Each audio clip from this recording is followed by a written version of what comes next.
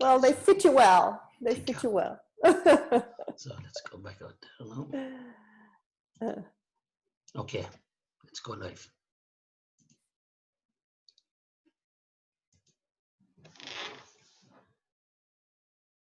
Good afternoon, everybody, and once again, thank you all for joining us. I know it's a glorious, glorious afternoon here in Ireland. The weather, we're very blessed with the weather.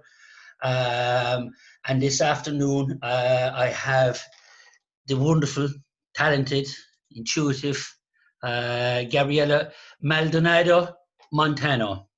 It's a wonderful name. It took It's a long name. It's a mouthful. It took me last night when I was talking to yesterday evening to Laurie. There was a little bit of a train crash. I couldn't quite pronounce it. So anyway, so today I've been practicing. So Gabriela Maldonado-Montano. So Very welcome, good, Billy. Gabriela. Thank you so much Thank you, for Billy. taking the time out of your busy schedule, and it's morning time all the way from California. Yes. Early in the morning too, Billy. Is it early in the morning? Well, it's 7 o'clock or something. Oh, like gee, that. yeah, and I got Rudy Now and Jules out of bed early as well the other day, all the way from Hawaii. So oh my gosh. yeah, I know. Yeah. So we get everybody out of bed early. Listen, before we go any further, before we roll into the conversation, the bio I put up only, like I say, only literally just scratched the surface, Gabriela. Would you introduce yourself and where you are in the world and how things are for you at the moment? Yes. Well, I live in a little town called Gilroy, California. Gilroy is actually on the very tip, the south tip of the Santa Clara County, which is where the Silicon Valley is. And at one point, I worked for the county of Santa Clara, and I've worked for nonprofits, and I've worked with, as I was sharing with you a few minutes ago, I've worked literally sitting on the sidewalk with kids, right, that are in gangs or whatever difficulty they're experiencing, to the boardroom, right, sitting with business owners and things, and just in a variety of cultures and languages with interpreters, and setting up community projects, setting up corporate projects, working with teachers, working with finance people, working with couples. I just really have a really wide experience in working with people. And so what they have in common is that they're people. People are people. And so, which actually was really, I think, an area where I had some biases, because I come from nonprofit and I come from social services. That's my education, and it was my interest, working with kids. What I wanted to do originally is I wanted to work with kids. And so apparently I created some biases against some people, And so it's been wonderful for me to realize that regardless of where I'm working, people are just people, and they want to have a joyful life and a kind life and a peaceful life. So that was a big lesson, Billy. Yeah, just as you were saying that, the phrase "from the curbside to the board table" came into my mind. That when you said people are just people, Cripes, people are just people, and everybody at the end of the day is simply searching for, like you said, a joyful experience. Mm-hmm. And regardless of, like you say, if it is a kid in the gangs, and you're sitting on the curbside with him, and you're talking through his experience with him, to CEOs that are sitting around, and their executives sitting around the board table, and they too are in that same space, their version of it, their flavor of it, whatever it is, but knowing that something is out for them, it's a wonderful lesson to learn. It's a wonderful insight to have, that people are just people, See, just As we were talking a while ago, and I was getting a feel for this, you spoke so beautifully. You gave me a slightly more concise version of where you were to where you are now, and it Mhm. just there was such incredible wisdom in it, and I wanted just to really to come to it because you did speak about listening to the rhythm, your rhythm of life. Mhm. And I thought, oh, gee, that's so beautiful. Mhm. But as a context to this, Gabriela, you know, kind of share where you were. We'll say what you were doing. We'll say working for Santa Clara County, etc. In that job, and where you find yourself now, and what moved in between. Because that transition of what you Mhm. saw is really, really elemental to every human being. Mhm. And you described it so beautifully. Like it really is listening to the rhythm, and I went, oh yeah, Mhm. that's so important. Mhm. Well, we'll see how it comes out this time. So, you know, I I had a desire and a clarity to work with people since I was very young. Okay, so I was 14, and I was like, this is what I'm doing. I just knew. Um, and through, I think, my education, my desire, and also the culture of wanting to be supportive to other people, I acquired this belief about working hard and keeping a certain rhythm, really wanting to work hard and contribute. And I've been extremely blessed with work. I mean, I've just been, you know, it's been incredible because a lot of the work and the jobs that I've had, they've been offered to me and they've been fabulous. So working for Santa Clara County, for example, was fabulous. I got to teach what we call the principles, the fundamentals of how we work as human beings with exactly the populations that I wanted to. My boss, Linda Ramos, was very kind with, in protecting us from the bureaucracy. And even then, even with that, I often caught myself in the rat race. We have to do more, I have to do more, I have to contribute more. We have to meet with this person, we have to meet with another person. Everybody needs to know about the principles, just, and so often coming out of the shower, right?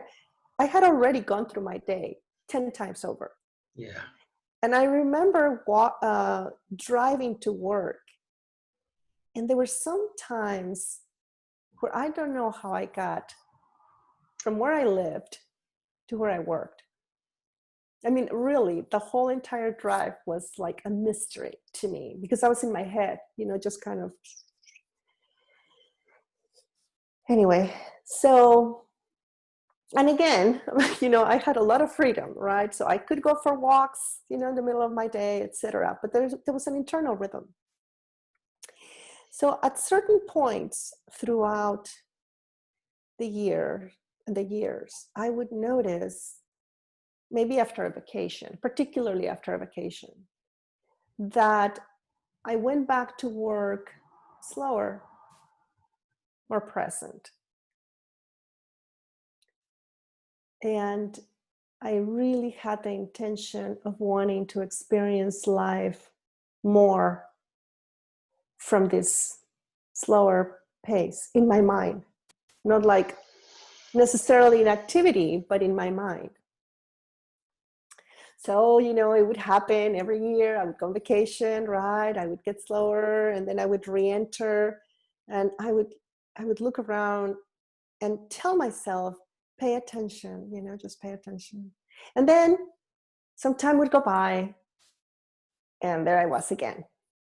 And this happened to me almost like, I don't know, a few years, maybe a decade. But anyway, so at one point, I decided to leave my job and to work more from home. I had the opportunity to do that, thanks to my husband. so um, there was a pivotal, I think, moment, because I was telling you, my husband was going through some health situation, where I just remember very clearly thinking, you have a great opportunity to really step into the space that you want to. And it was, it was with certainty, but then also at times fear started seeping through, right? Because I left my job at 40. So, generally that's when people are in the middle of their careers and they're moving forward. And so there was this thing about, whoa, are you going to slow down and are you going to enjoy your life? And, I started working when I was very young. I migrated from Mexico to the States. And so when I was 15, my family stayed in Mexico and I came over here with an aunt. So, I've been working a lot.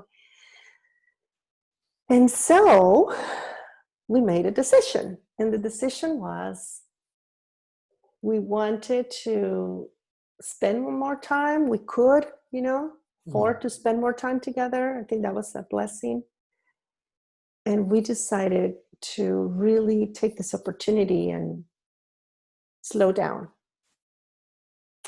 And, it's very interesting because both my husband and I very often have the experience of gratitude and seeing the blessing, the many blessings that we have, having breakfast together. I don't know why, Billy, we see it as a huge, huge luxury. I mean, just having breakfast together and having a cup of tea and having whatever it is we're having for breakfast and seeing the day begin. And so today,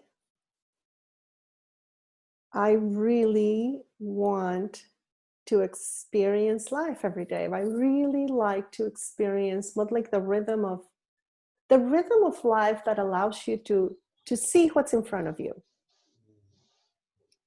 So, as you know, the whole entire world right now, it's in quarantine, right? So we are at home and we're socially distancing, hopefully, most of us. And it's been interesting because, you can have ideas and you can have anxiety and you can have frustration, particularly, if you're not working and all of that. And in the midst of all of that, and I think being in a rhythm that's more conducive to appreciation, I started appreciating some things. I started appreciating time, right? We're always complaining we don't have enough time because we have so many things to do. And we were in the middle of it was just the beginning of the quarantine for us. And we were having a cup of tea inside the house, looking outward. And we realized that spring was coming, right? With the coronavirus or not. Yes. Right? And that the birds were starting to build nests, regardless of whether we were, housebound or not. And nature was on course.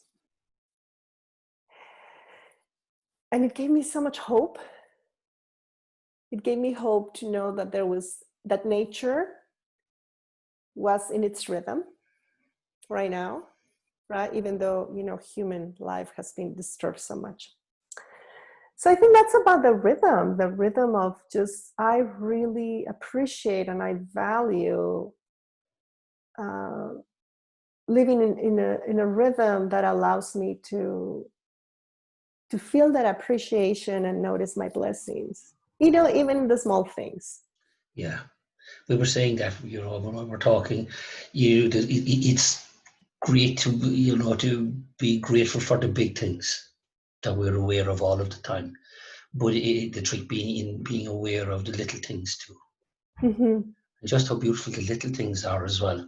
I share a thing about meeting people or talking to people and allowing that to evolve into whatever it is in that given moment. And it struck me, that often when people talk about mindfulness, Gabriela, and these very deliberate modalities for trying to bring people into the present moment, it becomes about, if, and you're a tea drinker, so that's something we both have in common, that, mindfulness would say concentrate on drinking your tea. Mm-hmm. But while you were concentrating on drinking your tea, the simple appreciation of just drinking the tea didn't arise. Because your mind was focused on drinking the tea. And it's that subtlety in the difference, knowing that what you are is the experience of drinking the tea, and its pleasure and its taste and its slowness, and it's the same as having that moment, what you say, with the clerk at the shop, or people that you meet, or appreciating the experience of the moment.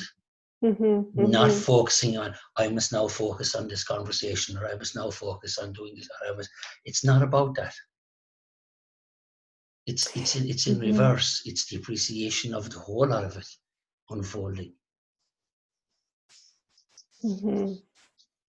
And sorry, Gabrielle, please, you were going to say something. Well, you know what I was going to say is that when you were talking, I think what I realized and I remembered is that, those times where I was working and I was in the rat race, to call it a certain thing, right? And then I noticed, wait a second, what's going on? This rhythm of, life's rhythm allows you to appreciate a lot, and allows you to be mindful a lot. It really, it allows you to, it's just like everything comes into focus. Yeah, everything comes into focus. Everything comes into focus. Yes, everything, the whole experience comes into focus. So much so, Yeah, everything comes into focus. And so, even the tea, I'm having this tea from Trader Joe's. This is a commercial, I guess, from Trader Joe's, which is a store in California. Thank you, Trader Joe's is not over here, so Trader we're okay. Joe's. But Trader Joe's has this wonderful, wonderful, oh my God, it's a turmeric ginger tea. And it's fabulous. And I was drinking it and I was like, man, this tea must have licorice, because it's a little sweet, right? And it's delicious. Oh my God, it's delicious. I highly recommend it. Anyway, so it did have licorice, right? And, when I'm in the rhythm, I don't know if it's called it slower, sometimes it just feels active and vibrant, right? I'm able to just really notice so much. I'm able to notice licorice and tea, and I'm able to notice my plant needs water, and I'm able to notice, I really need to follow up with this client. It can also be very active, but it's just not so active in my mind that I miss things. It's just more like being present and noticing wisdom more, noticing the bubbles of creativity that come to me. So just the whole experience for me of being in life with a greater sense of joy, right? And appreciation and fun. I think it's also, part of it. I think we don't talk enough about fun and enjoying life and really, of course we have insights and they can be wonderful and they can be deep, but I think life also is enjoyable and fun and active and, vibrant and all of that. Absolutely. Yeah, we can get a little bit po-faced about this, when we get a little bit deep, man, and we can forget that we're here for the whole gamut of it. We're here for the fullness of all of this. To have, and there are times we're here to have the shit end of it too. When things are not going our way. Absolutely. And being present to that as well, Yes, is really important, because it does allow that to move itself. Because everything, yes, it's like you say, it's dynamic. it's dynamic. It's dynamic That all of the it's time, and dynamic. life is so dynamic. But like, there is a difference between having a dynamic, overworked mind and having being at ease in a dynamic world. Mm. Yeah, I'm glad that you're talking about this, Billy, because I don't want you to get the idea that I'm always in this present, No, and slow geez, down. no. It's not. Oh, I'm And just, disappointed. Oh, I feel so let down now, Gabriela. I know, sorry. So a couple of weeks ago, what happened is when we were, of course, in the middle of this whole thing, I woke up with the tip of my tongue in pain. And I was like, whoa, what's happening, I realized, I guess I was stressed out and I was pushing my tongue against the line of where my teeth meet my gum. So much, Billy, that I woke up really in not horrible pain, but pain. And I thought, it was nice to wake up to that. Not with judgment, No. but just realizing, isn't this funny, that I guess when I'm stressed out, I go like this, like just hold my face in a certain way. It was helpful to notice. Gabriela, it's, for me, something that happened as I got a bit older. I found clenching my teeth in my sleep. Mm. I'd wake up and my jaw would be sore. And when I'd wake up like that, I would, like you say, my face would be just tense, and like you say, to me, it's when my jaw gets tired, when, it means that somehow because we forget. We forget. We forget we're in the human. There are times we are head, neck, and heels, and that's just going to be the way it is. And there are times that we forget. But knowing that something, or trusting that something will just go, you've forgotten this. Mm-hmm, mm-hmm. The tip of your tongue, the pain in my jaw. Some people, I suspect that if we asked people, everybody would say, yeah, there's some kind of a physical, almost a physical Mm-hmm. reminder to us that Absolutely. we forget that it's, and you are absolutely right in this. And this is where I have found myself getting into conversations with people who get into the principles and stuff early on, and then they're all confused. They're supposed to be, and it's about dismantling all that by saying, well, no, this is how the human experience unfolds in its fullness, whether it's good or bad, whether it's right or wrong. The judgment of it, however, is all part of the human experience. And there are times that things aren't going to go according to the dream that we decided to have for ourselves. Absolutely. And that challenge is there, but knowing that at any moment we can see past it can be enough to move us forward. Mm-hmm. And it doesn't Yeah. matter whether you're Sydney Banks or Gabriela or Billy Mann or anybody else. This is the human thing. Yeah, we can have a insight, right? Or we can have a moment of noticing at any time. And I think for me, as you've already, as we notice, we've gone through, when we notice something, like when I noticed it at one point, okay, so at one point, I didn't notice I was so tense in my jaw, I guess. And then I started noticing. By the time I noticed, we're removed a bit. So we're kind of out of the experience, the past experience. But there is something to looking, for me, there's something about looking into the direction of how does life like the big life, right? How does it move? What is the rhythm? Like you were saying, it's not all, if you know the principles, or if you don't know the principles, right? You will not experience life only in a certain way. You will not. You will have ups and downs, right? But I think for me, it's very important to just kind of pay attention, to my rhythm when I am overwhelmed, when I have been stressed, when I was waking up with a low grade anxiety, just kind of like underneath. And I see noticing as a blessing. When I notice, it's a blessing for me. It's a blessing for me to realize, oh wait, just relax, and to have intelligence of like, okay, just relax, just come down, right? Mm. So as I've slowed down, I have been able to kind of like to listen to the whispers of wisdom. Mm.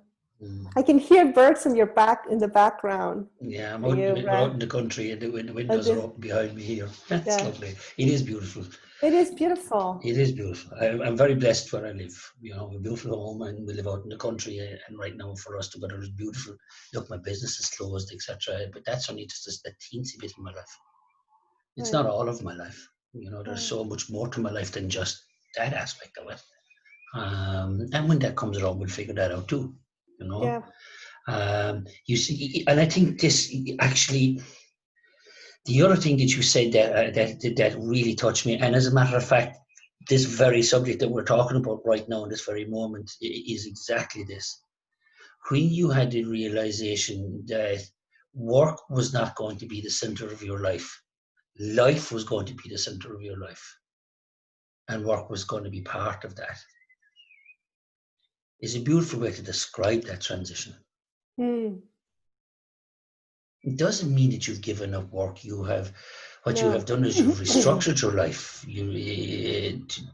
To suit the rhythm of how you see life and how you create that space and be able to have that glorious moment of beautiful simplicity with your husband in the morning where you drink tea and you talk about life and you appreciate each other's company just for that time in the morning, as opposed to a slice of toast in one hand, your handbag under the or coffee and car keys in your hand and rushing out the door.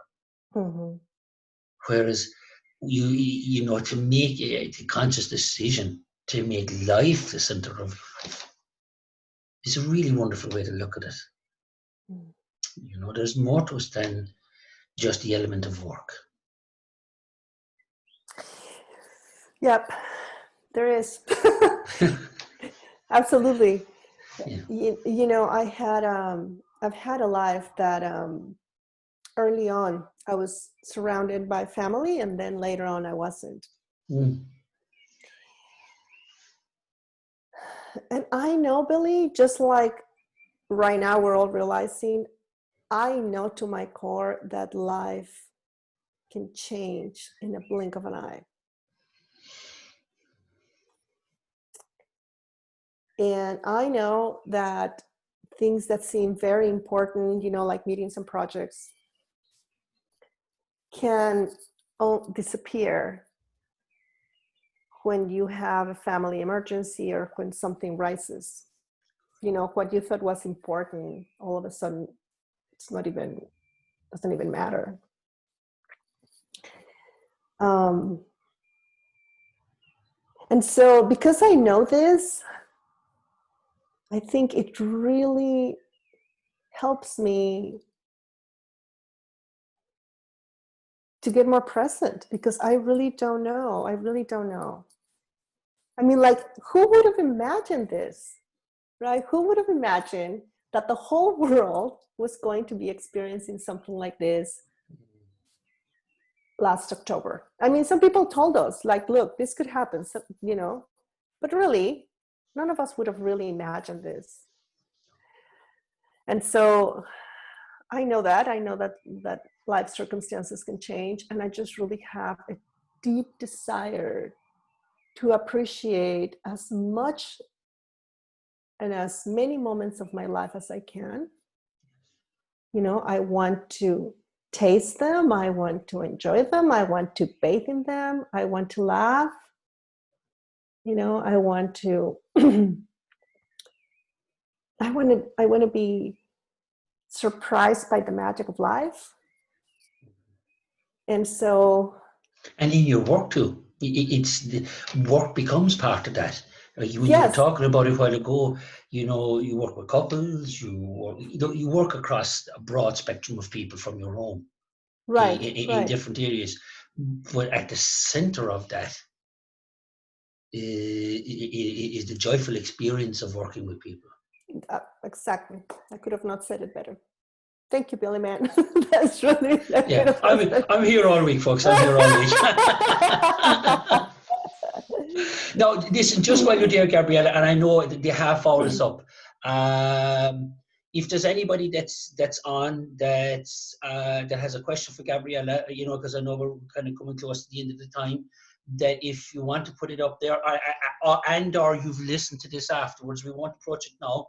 But if there's questions, Gabriela has kindly offered that at some other stage we'll come around and we'll address those questions either on Facebook, or she can reply to them, or I'll reply to them, or we might do a quick live or whatever. So if there are questions, I'll leave this up for it. It's going to stay up on the page anyway for those of you that are going to be watching it.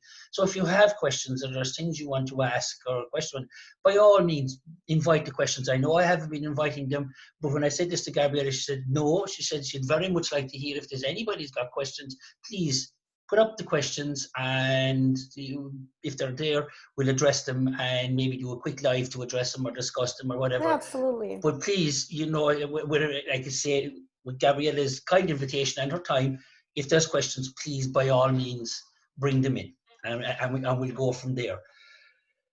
Gabriela, that was a really fast half an hour. You know, it's hard to believe the time, and we've been chatting for the most of an hour at this stage. You know, it's been a wonderful experience to have you on. If people wanted to find you, Gabriela, or wanted to reach out to you in Gabriela's world, where would they find you? They can find me on Facebook. They can find me on Facebook. Probably Facebook Messenger would be the best way to get a hold of me.